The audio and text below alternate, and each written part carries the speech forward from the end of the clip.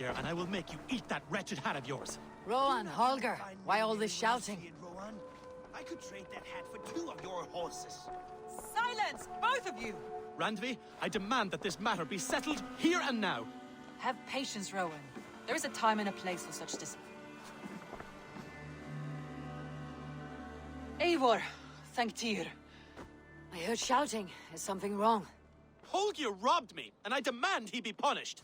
Ha! Rot disappointed word. Does the deer rub the stream when she takes a drink?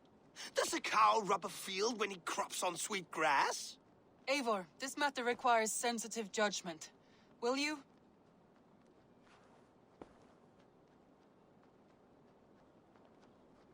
Of course. From the beginning, please. Well now, there is no excuse too small, I see. Nothing to keep you from coveting that seat, is there? In Sigurd's absence, who has better claim to oversee these disputes? You might leave them to work it out for themselves, but that would mean letting go, would it not?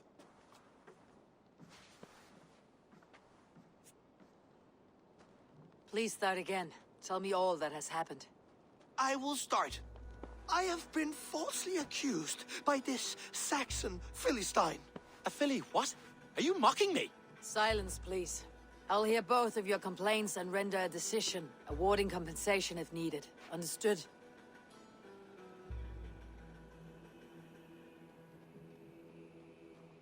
Rowan, tell me your version of these events. As you are aware, Holger and I are neighbors. Near enough that I often catch him at my stables, stealing my tools. Borrowing. Holger, let him speak. Stealing, borrowing. My point being, I have always allowed him to use whatever he pleased. I greatly admire your Norse generosity and had hoped to match it. But this morning, Holger stretched the limits of my grace. Entering my stables for their feed, I found my most beautiful, gentle mare stripped of her tail. Bereft, not a strand in sight. I am ashamed to say my natural suspicion drew me to Holger, and how right I was. For when I peered across the lane, there he was, gripping a horsetail brush slathered with indigo, dragging it across a sheet of... Painting, Rowan. I was painting. You make it sound so crude. You see? Such willful arrogance. It will take ages for Ilgafur's tail to reach its former length. I demand compensation. I understand. Thank you, Rowan. Holger, let me hear your side. Eivor, you have known me as a skald for years. You have seen how my poems bring life and joy and wisdom to our people.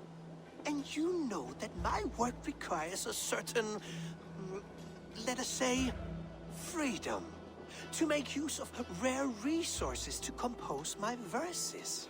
Often when lacking the proper tools, I have made use of novel items. Alvis's walking stick, Tovi's inks, all were given gladly. You cut off my horse's tail to make a brush, you bleeding... Rowan? As I was saying, this morning in the throes of poetic reverie, I realized that my latest piece required delicate brushwork. I could have used a frayed stick, some cloth, my hands, but no. I needed something gentler, softer. To make a perfect brush, I needed the fine hairs of a well-raised horse. And so I availed myself of a local resource. You clipped Alfgafur's tail to the rump, without asking. It was early. I did not wish to wake you. Thank you, Holger. I believe I understand your position.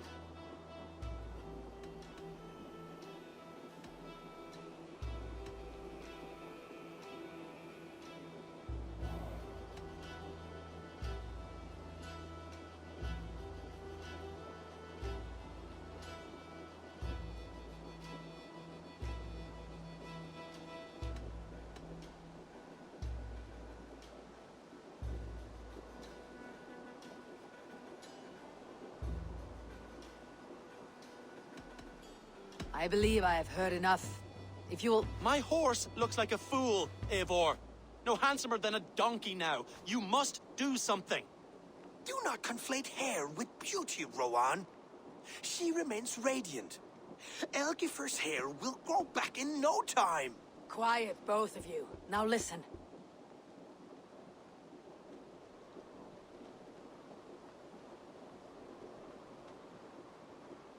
Holger, Rowan is clearly in the right. You sheared the tail from his horse without gaining permission. I borrowed the tail. Borrowed!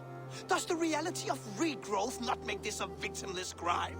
It is a two-victim crime, Holger. Though they are unharmed, you took without asking, and that will not do. As the horse's value has diminished significantly, you will pay Rowan its market price. But the horse was not for sale. Rowan, admit it. My decision is final, Holger. Pay what you owe and meet tomorrow as friends. And if I do, may I keep the horse? Pay the man and be done with it. Rowan, does this satisfy you? It does. Thank you, Eivor. Good. Then by Tyr's blessing, let this matter rest. We are done here. Return to your homes in peace.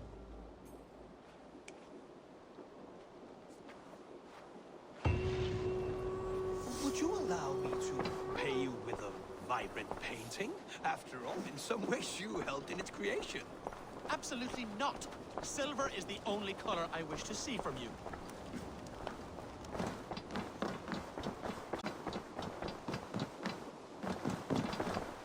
Nice to see you.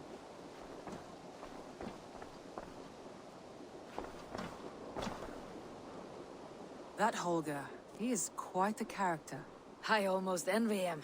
To see the world through such a muddy glass and live with such petty concerns. He hasn't a care in the world. Let's not walk too far with that idea. I need you right where you are. Ranvi, our work is done in Oxenfordshire, but the cost has been high. I feared as much when this letter arrived, from one called Fulke, addressed to you. From Fulke. Gods, that witch. It is there on the table.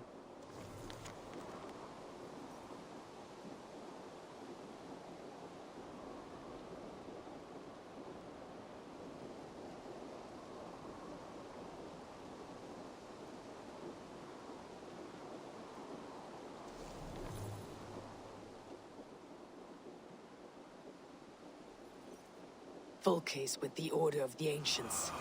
The same order Kjotve followed. The order that Basim and Hytham have pledged to destroy. Eivor, what has happened?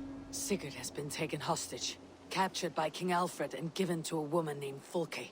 A very dangerous woman. What does she want with him? I will spare you Fulke's ramblings, but know this. Sigurd did his part to secure an alliance with a thane called Gidrich. Gidrich is an honest man, and will come when I call. Until that time, Basim will locate Fulke. Look for his message when it comes.